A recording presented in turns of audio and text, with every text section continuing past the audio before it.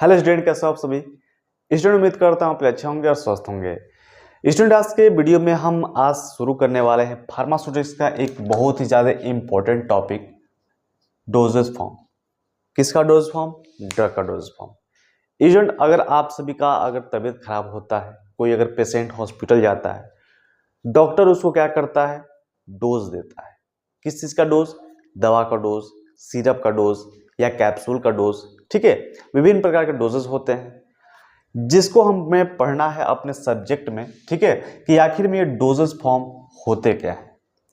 हिंदी में इसको बोल सकते हैं आप सभी, है ना, कि दवा की वह अवस्था, ठीक है, जो जिस तरह हम अपने शरीर में ले सकते हैं। ठीक है, कहने का मतलब ये है कि दवा को हम विभिन्न मार्गों से, विभिन्न स्थितियों के द्वारा हम लेते हैं। जैसे आप सभी अगर कैप्सूल लेते हैं तो वो ओरल रूप से लेते हैं। ठीक है, इंजेक्शन लेते हैं वह वेंस के द्वारा लेते हैं। ठीक है, तो स्टूडेंट, सबसे कहने का मतलब यही है कि ड्रग को हम किस तरीके से अपने बॉडी में इंजेक्ट कर रहे हैं, यही आपका होता है डोजेज फॉर्म। ठीक है, अब स्टूडेंट हम बात करेंगे कि आखिर में डोजेज फॉर्म कैसे हमारे शरीर पे इफेक्ट करता है, कैसे पहुंचता है और किन किन तरीकों से पहुंचता है। ठीक है, सबसे मेन आपको ये जानकारी होना चाहिए कि आपका जो ड्रग है उसमें केवल ड्रग ही नहीं मिले होते हैं। ठीक है, उसमें क्या क्या मिले होते हैं? व्हीकल्स मिले होते हैं।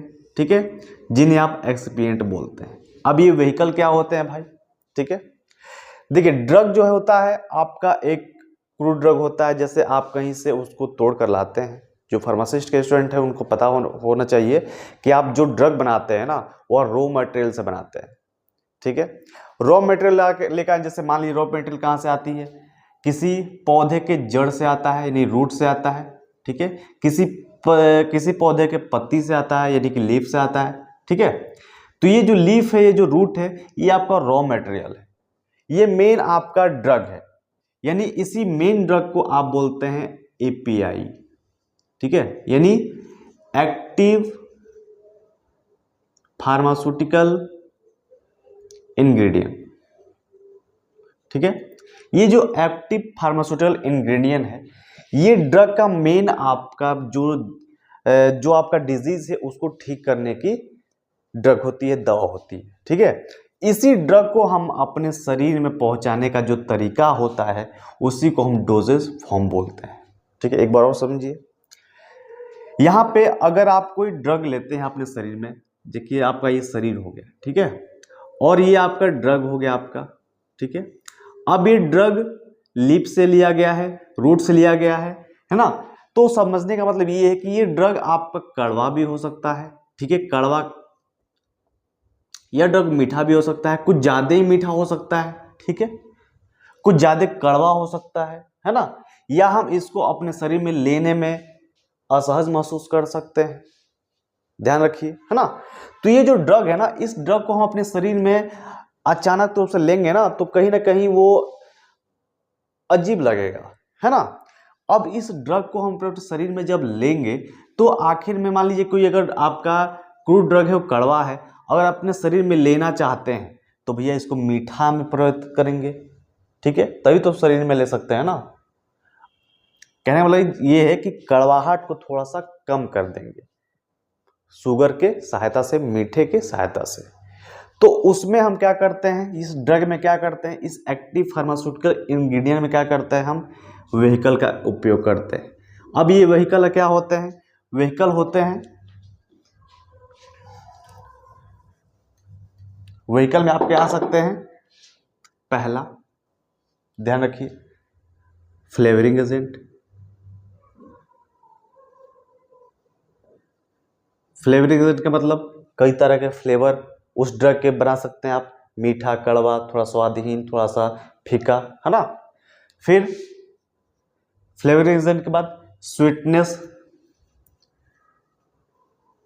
एजेंट इसमें डालेंगे ड्रग में। ठीक है, उसके बाद थोड़ा सा बल्किंग एजेंट भी डाल सकते हैं, जिससे दवा थोड़ी सी मोटी हो जाए। ठीक है, स्वीटनर थोड़ी सी मीठी हो जाए। है ना। फ्लेवरिंग, कई प्रकार के फ्लेवर उसमें डाल सकते हैं। उसके बाद आपके क्या होते हैं, कलरिंग एजेंट। कलरिंग एजेंट क्यों डालेंगे, उसका थोड़ा सा कलर अट्रैक्टिव देखने के लिए, ठीक है। अभी आप जब ये एपीआई लाएंगे, है ना, एक्टिव फार्मास्यूटिकल इंग्रेडिएंट लाएंगे, तो यहाँ पे इसको देखने में भी अच्छा लगना चाहिए। कोई अगर फार्मास्यूटिकल इंडस्ट्री में काम करता है, अगर आप ड्रग बनाते हैं, तो उसको आपको सेल करने के लिए, बेचने के लिए उसको अट्रैक्टिव भी बनाना पड़ेगा, ठीक है। इसीलिए हम बल्किंग का इस्तेमाल करते हैं। कोई ड्रग देखते हो नहीं है, कोई ज़्यादा मोटा होता है, अगर ज़्यादा मोटा होता है तो वो ज़्यादा अट्रैक्टिव लगता है ना। कोई ज़्यादा छोटा होता है ना।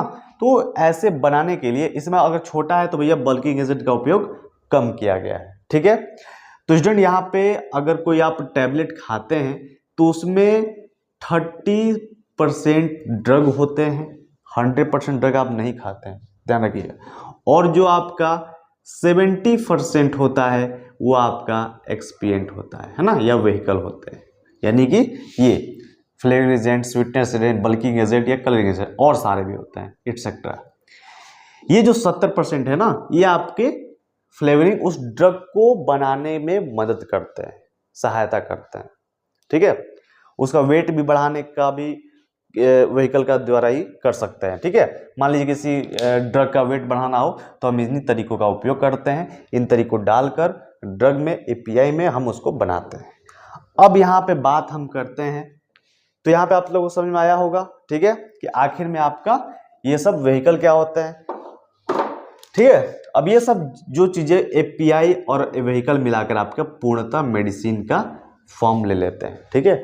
वो जब आप मेडिकल स्टोर पे जाते हैं ना, तो ड्रग नहीं मांगते, ठीक है, भैया हम इसको ड्रग दो, हम क्या मांगते हैं, मेडिसिन मांगते हैं, ठीक है। तो medicine, active pharmaceutical ingredient, API, जो कि आपके लीफ, पत्ती, तना जहां से भी मिलता है वहां से लाते हैं। उसके बाद हम ये व्हीकल डालते हैं उस ड्रग में, उस एक्टिव फार्मास्यूटिकल इंग्रेडिएंट में, तब जाके आपका मेडिसिन बनता है, ठीक है स्टूडेंट, ध्यान रखिएगा। अब हम बात करते हैं क्लासिफिकेशन ऑफ डोजेज फॉर्म की, ठीक है। यहां पे आप लोग लिख लीजिएगा, क्लासिफिकेशन ऑफ डोजेज फॉर्म, ठीक है। क्लासिफिकेशन ऑफ डोजेज फॉर्म, पहला होता है आपका क्या, पहला क्या होता है भैया, solid doses form. Solid doses form, solid का मतलब आप लोग समझ रहे होंगे, कठोर, ठीक है, कठोर तगड़ा, है ना। यहां पे समझिए, सॉलिड डोजेज फॉर्म का मतलब होता है कि आखिर में आप सभी किसी ड्रग को सॉलिड की तरह अपने शरीर में इंजेक्ट कर रहे हैं, जैसे टैबलेट, कैप्सूल, क्या करते हैं आप, लेते हैं टैबलेट से निकालते हैं और सीधे डाल के अपने मुख के द्वारा, ओरल रूप के द्वारा पानी पी लेते हैं, तो वो सॉलिड हो जाता है। कैप्सूल उसी तरीके से है, कैप्सूल को लीजिए, फाड़िए, डालिए, ठीक है। तो ये जो चीजें हैं ये आपके सॉलिड डोजेज फॉर्म में आते हैं, ठीक है। अब सॉलिड डोजेज फॉर्म में भी पहला होता है यूनिट डोजेज फॉर्म, दूसरा होता है बल्क डोजेज फॉर्म, ठीक है। अब भैया ये यूनिट डोजेज फॉर्म और सॉलिड डोजेज फॉर्म क्या होते हैं, ठीक है, ये भी ध्यान रखिए। जो आपका यूनिट सॉलिड डोजेज फॉर्म होता है ना, ये होते हैं जैसे आपके टैबलेट, एक यूनिट, एक जो पत्ता होता है, जो टैबलेट का पत्ता होता है, जो या कैप्सूल का पत्ता होता है, उसमें मैक्सिमम 10 से 12 जो गोलियां होती हैं, ठीक है। तो आप अगर डॉक्टर आप सभी से कहता है कि भैया आपको सुबह शाम लेनी है, तो उसमें क्या करते हैं आप सभी, उस टैबलेट से, उस जो पेपर होता है आपका, उसमें से एक दवा निकालकर, एक टैबलेट निकालकर अपने शरीर में इंजेक्ट करते हैं, तो वो भैया एक एक कर रहे हैं, इसलिए उसको यूनिट डोजेज फॉर्म बोलेंगे। सुबह एक निकालकर आप टैबलेट लिए, शाम को एक निकालकर टैबलेट लिए, तो भैया वो क्या होगा, यूनिट डोज फॉर्म में हो गया, ठीक है स्टूडेंट। अब भैया बात करते हैं दूसरा बल्क सॉलिड डोज फॉर्म के बारे में। बल्क क्या होता है, बल्क का मतलब समझिए ढेर सारा, जैसे आप हॉर्लिक्स ले लीजिए, ठीक है स्टूडेंट, हॉर्लिक्स सभी ने छोटे पे खाया होगा। अब हॉर्लिक्स में क्या करते हैं भाई, हॉर्लिक्स क्या होता है, एक पाउडर फॉर्म में होता है।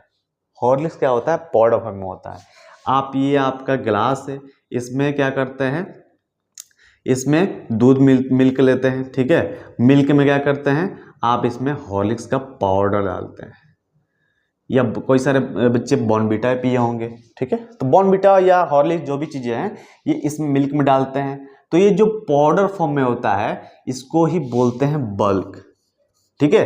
1 चम्मच भैया बल्क में आ गया, तो जितनी जो बल्क होगी ना वो भैया आपका बल्क डोजेस फॉर्म में हो जाएगा। ये भी आपका यूनिट के हिसाब से ये भी आपका सॉलिड डोज फॉर्म में ही आते हैं, ठीक है। जिसमें आपके पाउडर हो जाते हैं, डस्टिंग पाउडर हो जाता है, जितने भी पाउडर होंगे ना भैया वो सारे ही सारे बल्क सॉलिड डोजेस फॉर्म में आएंगे, ठीक है। अब दूसरा हम बात करते हैं आप सभी से, दूसरा बात करते हैं सेमी सॉलिड डोजेस फॉर्म के बारे में, ठीक है। सेमी सॉलिड डोज फॉर्म क्या होते हैं भाई?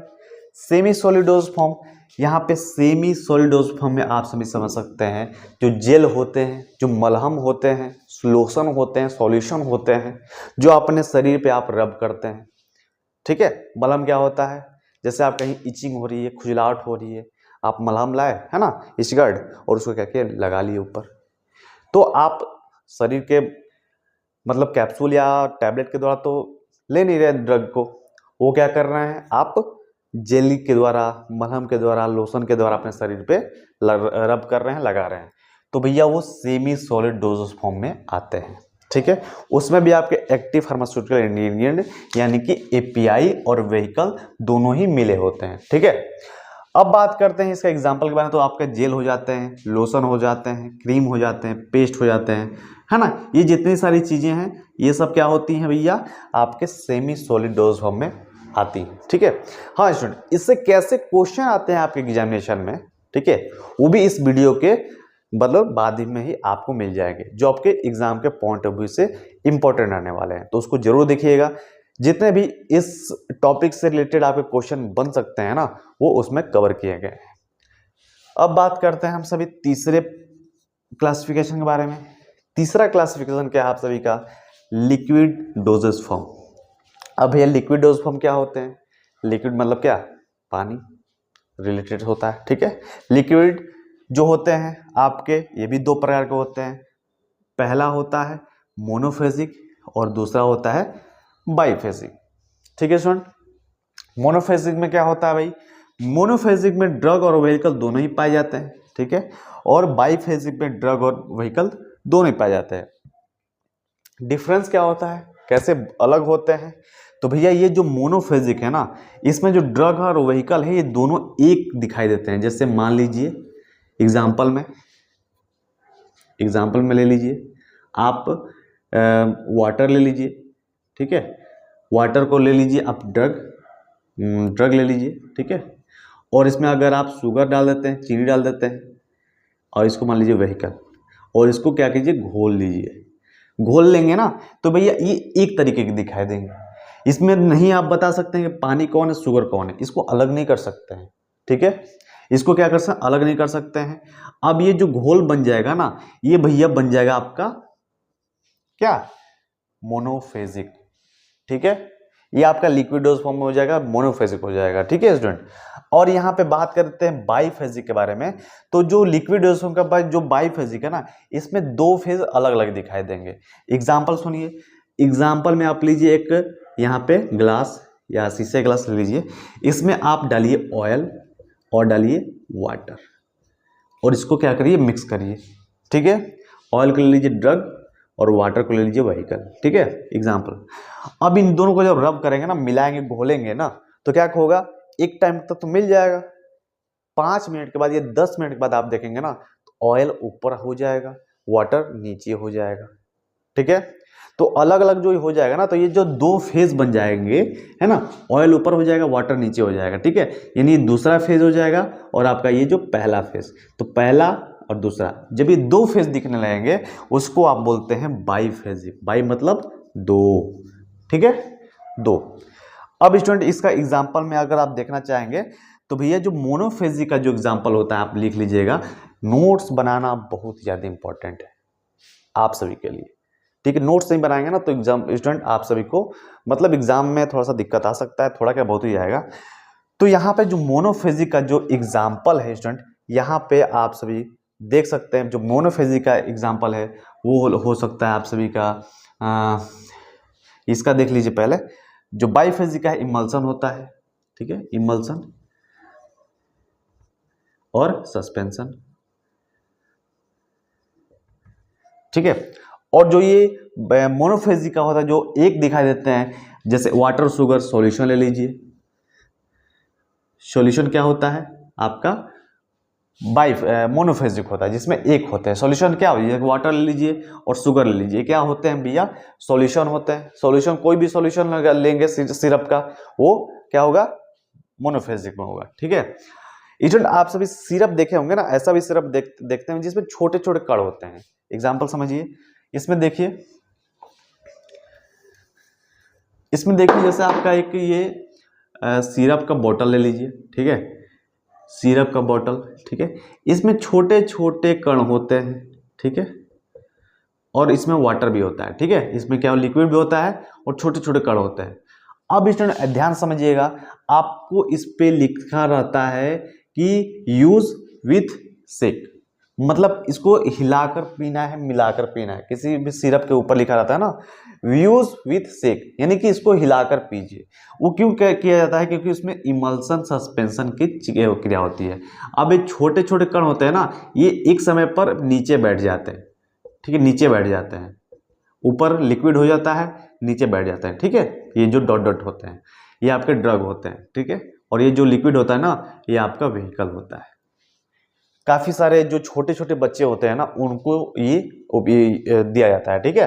तो यहाँ पे क्या करेंगे ना, सेक करके आप पिएंगे। जब सेक करेंगे ना, तो छोटे छोटे लिक्विड होते हैं, ये लिक्विड मिल जाएंगे और उसको आप सभी आराम से ले सकते हैं, ठीक है।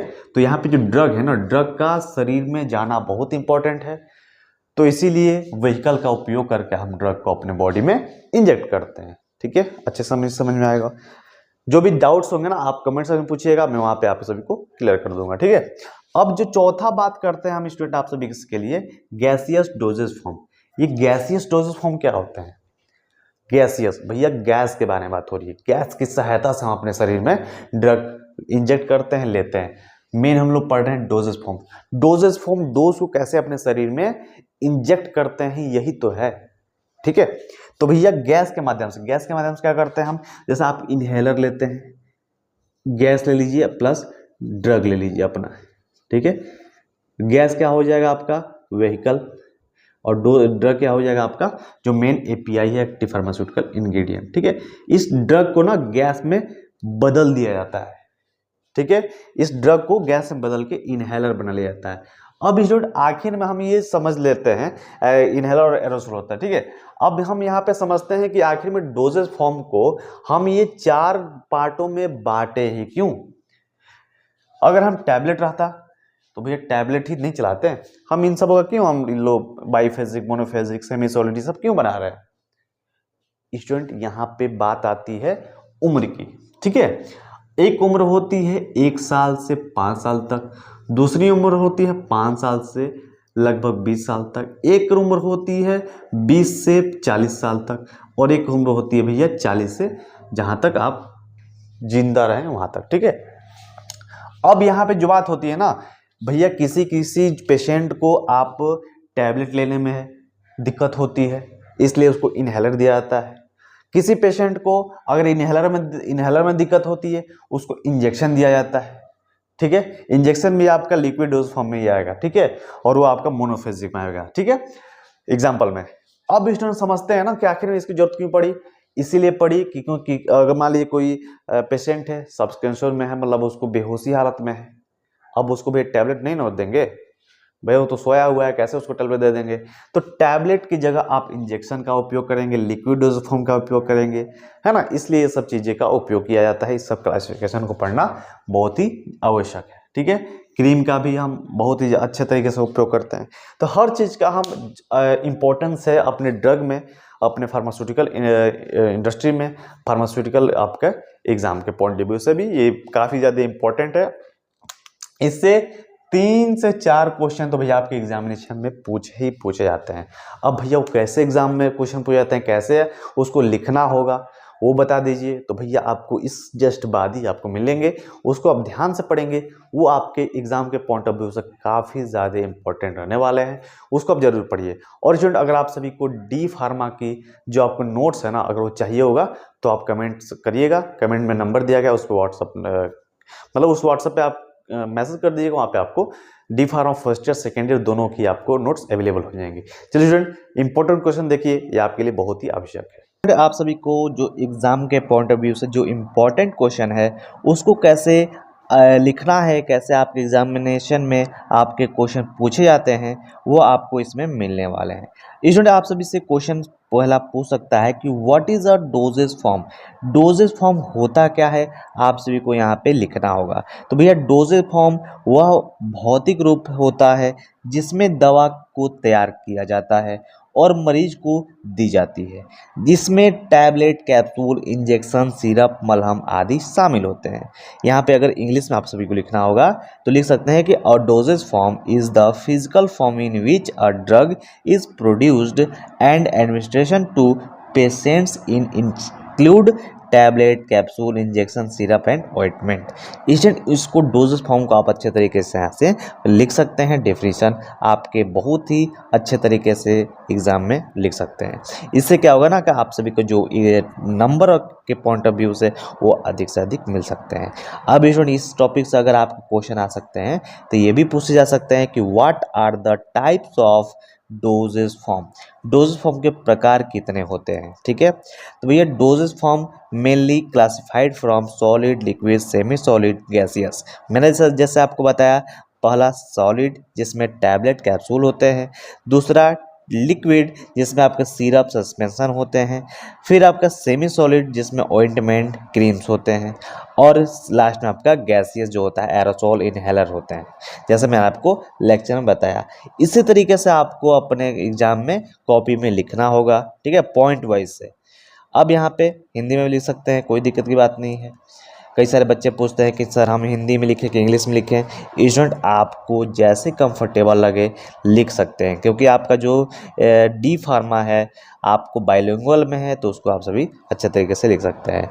यहाँ पे देखिए, why are different dosage form used. हम अलग अलग डोजेस फॉर्म का उपयोग क्यों करते हैं, इसको आपके एग्जाम में आया हुआ बहुत ही ज़्यादा इंपॉर्टेंट क्वेश्चन, ठीक है।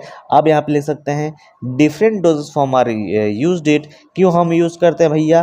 पहला, इम्प्रूव ड्रग स्टेबिलिटी। दवा की जो स्थिरता होती है ना उसको बनाए रखने के लिए, बढ़ाए रखने के लिए हम उपयोग करते हैं, ठीक है। अब यहाँ पे कंट्रोल ड्रग रिलीज। भैया हम अच्छे तरीके से नियंत्रित रूप से हम दवा को रिलीज़ करते हैं अपने बॉडी में, जैसे कि एग्जांपल में unit dose form. Unit dose form में आपका एक टैबलेट है तो होता है और एक कैप्सूल होता है। ये क्या होता है, आपको सुबह शाम एक एक डोज लेते हैं। इससे क्या होती है, दवा में जो दवा की जो रिलीज़ होने की जो क्षमता होती है, जो समय होता है ना, वो बनाए रखता है। ऐसा नहीं है कि आप सभी को सिरप है तो सिरप एक ही बार में पी लीजिए, तो स्टूडेंट वो आपका सही नहीं हो जाएगा। तो कंट्रोल ड्रग रिलीज के लिए, और यहाँ पे इन्हेंस पेशेंट कंप्लेंस, रोगी की जो सुविधा होती है ना उसका बनाए रखने के लिए, उसको है ना, रोगी की सुविधा। अगर रोगी को भाई टैबलेट लेने में सुविधा है तो टैबलेट लेगा, इंजेक्शन लगवाने में अगर असुविधा हो रही है तो भैया इंजेक्शन लगवा लीजिए, सिरप पी लीजिए अगर सिरप चाहिए तो सारी सुविधाओं को यहाँ पे लिखा गया है, इसीलिए डोजेस फॉर्म का यूज़ किया जाता है। नेक्स्ट आपका suit different routes of administration, विभिन्न प्रकार की मार्गों का अनुसार उपयुक्त बनाने के लिए। अब स्टूडेंट, हम अगर इंजेक्शन लेते हैं तो वेंस के द्वारा लेते हैं, ये अलग ही आपका है। अगर ड्रग लेते हैं तो सॉलिड डोज फॉर्म के लिए, लिक्विड भी लेते हैं तो ये लिक्विड भी आप ले सकते हैं। तो कई प्रकार के आप अगर यहाँ पे डोज का उपयोग करते हैं तो पेशेंट को अपने शरीर में लेने में भी आसानी होती है ना। अब स्टूडेंट यहाँ बात करते हैं नेक्स्ट क्वेश्चन की तरफ। नेक्स्ट क्वेश्चन आपसे पूछा जाने वाला इंपॉर्टेंट क्वेश्चन है कि what is the importance of a suitable doses form. भैया उपयुक्त डोजेज फॉर्म जो होता है का महत्व पूछ रहा है आपसे, इंपॉर्टेंस क्या है सूटेबल डोजेज फॉर्म का। तो यहाँ पे आप सभी लिख सकते हैं कि यह उपयुक्त डोजेज फॉर्म यह सुनिश्चित करता है कि सही मात्रा में दवा शरीर में सही समय पर और सही स्थान पर पहुँचे, जिससे उपचारात्मक प्रभाव बढ़े और साइड इफेक्ट कम हो जाता है। ठीक है, तो जो सूटेबल जो दवा होती है, जो शरीर जो मनुष्य को सूटेबल करती, मान लीजिए मेरा शरीर है, हमको सिरप सूटेबल करता है, तो हम अगर टैबलेट खाएंगे तो सूटेबल नहीं करेगा, तो भैया हम वहाँ पे सिरप ले लेंगे। अब एक बच्चा ही एग्जांपल में लीजिए, बच्चा है, बच्चा को आप टैबलेट दीजिए तो भैया वो उसके बॉडी के लिए, वो उसके सिस्टम्स के लिए, उसके जो अंदर का जो है जो भी चीज़ें हैं वो सूटेबल नहीं है ना, तो भैया सूटेबल क्या है, सिरप दे दीजिए। सिरप क्या होगा, आराम से उसके शरीर में जाएगा, यहाँ पे काम भी करेगा। तो भैया जो मनुष्य के जो शरीर बनाया गया है ना, उसके सूटेबल के हिसाब से ही ये डोजेस फॉर्म को कैरेक्टराइज किया गया है, बांटा गया है। इसको आप इंग्लिश में लिख सकते हैं कि a suitable dosage form enhance the correct dosage reach the body, है ना, बॉडी में रीच करेक्ट डोज पहुंचने के लिए at the right time and place, increasing therapeutic effectiveness, है ना, एंड रिड्यूस साइड इफेक्ट, जो है कि साइड इफेक्ट भी कम होगा और आपके शरीर में समय पर आपका जो प्रभाव है वो बढ़ता रहेगा, जाता रहेगा दवा का। नेक्स्ट क्वेश्चन स्टूडेंट आप सभी के सामने है कि what is the different between tablet and capsule. Tablet और कैप्सूल में डिफरेंस क्या है, ज़्यादा डिफरेंस नहीं, क्योंकि दोनों ही सॉलिड डोज फॉर्म होते हैं। बस इसमें डिफरेंस क्या होता है, टैबलेट एक ठोस और दबाकर बनाई जाती है, नहीं कंप्रेस करके बनाई जाती है, और कैप्सूल में जो होती है दवा जिलेटिन में के खोल में बंद की जाती है। यानी आपने पढ़ा होगा अपने क्लासेस में कि जो आपका कैप्सूल है ना वो किस चीज़ का बना होता है। एमसीक्यू में पूछा जाने वाला इंपॉर्टेंट क्वेश्चन है कि कैप्सूल किस चीज़ का बना होता है, किसका, तो भैया जिलेटिन के खोल का बना होता है। टैबलेट सामान्यतः कठोर होता है और जो कोटेड भी की जाती है इस पर, है ना, कोटिंग की जाती है टैबलेट पे, जबकि कैप्सूल आपका मुलायम होता है और जल्द ही टूट जाता है अपने मतलब स्टमक में, पेट में जाने पे। ठीक है, तो स्टूडेंट आप सभी को यहाँ पे ऐसे ही लिखना होगा अपने एग्जामिनेशन में कि a tablet is the compressed solid doses form and आपका जो कैप्सूल है वो कंटेन करता है ड्रग को इनक्लोज इन जिलेटिन सेल, यानी सेल के जो होते हैं ना जिलेटिन के बने होते हैं आपके capsule. Tablet are usually harder and may have coating, capsule are softer and dissolve quickly. मतलब आपके जो कैप्सूल होते हैं ना वो आपके शरीर में जाते ही जल्दी से क्विकली घुल जाते हैं, डिसॉल्व हो जाते हैं। तो इसलिए ये इंपॉर्टेंट क्वेश्चन आपके 5 है जो डोजेस फॉर्म के आपके एग्जामिनेशन में पूछे जाने वाले काफ़ी इंपॉर्टेंट है। ठीक है, तो इस टॉपिक से जितने भी इंपॉर्टेंट क्वेश्चन आ सकते थे मैंने आपको बताया, उसको कैसे सॉल्व करेंगे यह भी मैंने बताया। आप सभी को यहाँ पे रेगुलर वीडियो मिलेंगी जिससे कि आपको एग्ज़ाम में फार्मास्यूटिक्स के हो गया, आपका ह्यूमन एनाटॉमी एंड फिजियोलॉजी हो गया, सारे सब्जेक्ट का आपको यहाँ पे क्लासेस चलेंगी, है ना। तो आप अच्छे तरीके से पढ़ते रहिए, आपको अच्छा नंबर लाना है और अच्छा नंबर आएगा तो भैया अच्छे तरीके से आप पढ़ेंगे। ठीक है, तो स्टूडेंट आप सभी इस वीडियो को अपने ग्रुप्स में भी शेयर कर दीजिए ताकि इस वीडियोस का लाभ आपके मित्रगण भी उठा सके। चलिए स्टूडेंट, मिलता है आप सभी से अगले वीडियो में नए टॉपिक के साथ, तब तक अपना ख्याल रखिए। जय हिंद, जय भारत।